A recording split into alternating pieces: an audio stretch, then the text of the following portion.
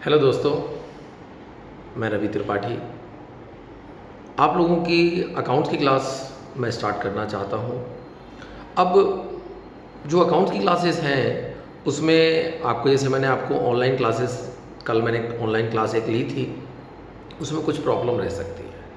अगर वो प्रॉब्लम्स आती हैं तो उन प्रॉब्लम्स को समाधान के लिए मैं छोटे छोटे वीडियोस एक लिंक पर डालूंगा। आप उनको मेरी क्लास से पहले अगर देखेंगे तो आपके लिए बहुत ही उपयोगी साबित होंगे।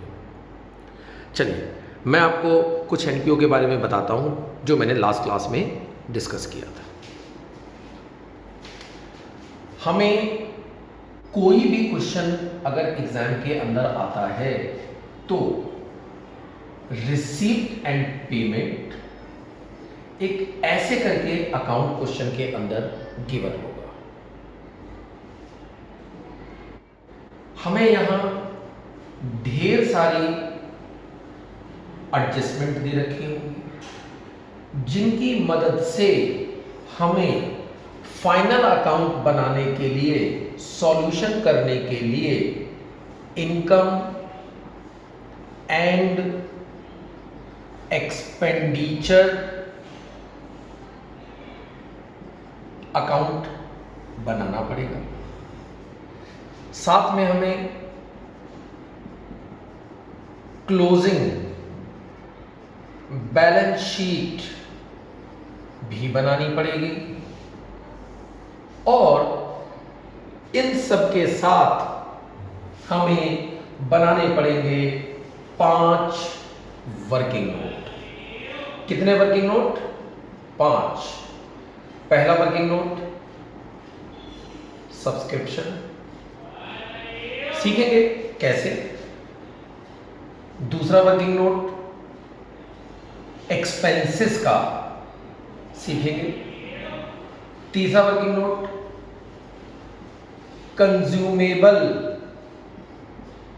स्टोर्स के लिए। चौथा वर्किंग नोट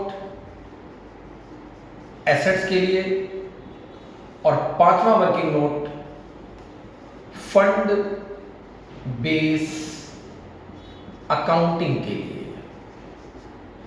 इन 5 वर्किंग नोट के अलावा हमें कोई भी छठा वर्किंग नोट बनाने की जरूरत नहीं है।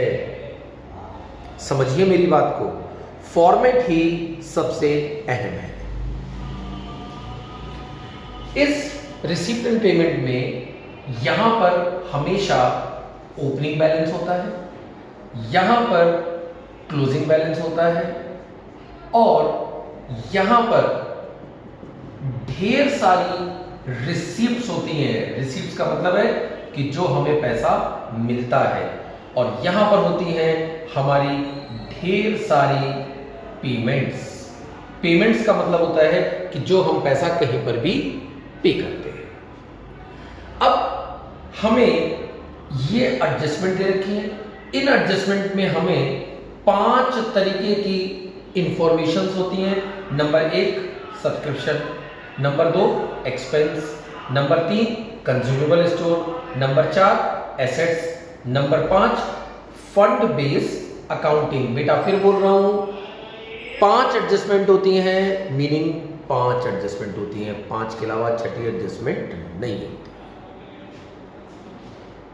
अब हमें इस क्वेश्चन से ये सॉल्यूशन तैयार करना है, तो इसके लिए कितने वर्किंग नोट बनाने हैं? 5। इनकम एंड एक्सपेंडिचर में यहां पर सारे के सारे एक्सपेंसेस लगाए जाते हैं, यहां पर सारी की सारी इनकम्स दर्ज की जाती हैं, और जब हमें इनकम को यहां पुट कर लेंगे, कैसे पुट करेंगे वो बात की बात है। यहां पर सारे एक्सपेंसेस आ जाएंगे और इनकम के टोटल में से अगर हम ये, जैसे हम नेट प्रॉफिट निकालते हैं फाइनल अकाउंट में, उसी तरीके से हम यहां पर निकालेंगे सरप्लस।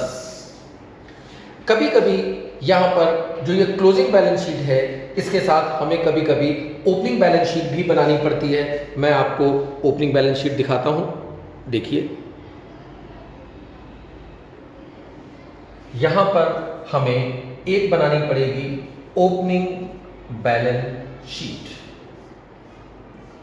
ओपनिंग बैलेंस शीट का मतलब है कि संस्था के पास, ऑर्गेनाइजेशन के पास ओपनिंग में क्या क्या बैलेंसेस थे, किसके, एसेट्स के और लायबिलिटी के। संस्था के पास क्लोजिंग में क्या क्या बैलेंस थे, किसके, लायबिलिटी के और एसेट्स के। यानी कि हमें प्रॉपर तरीके से जब क्वेश्चंस करने हैं तो हमें इसके अंदर इन चीज़ों को डालना पड़ता है।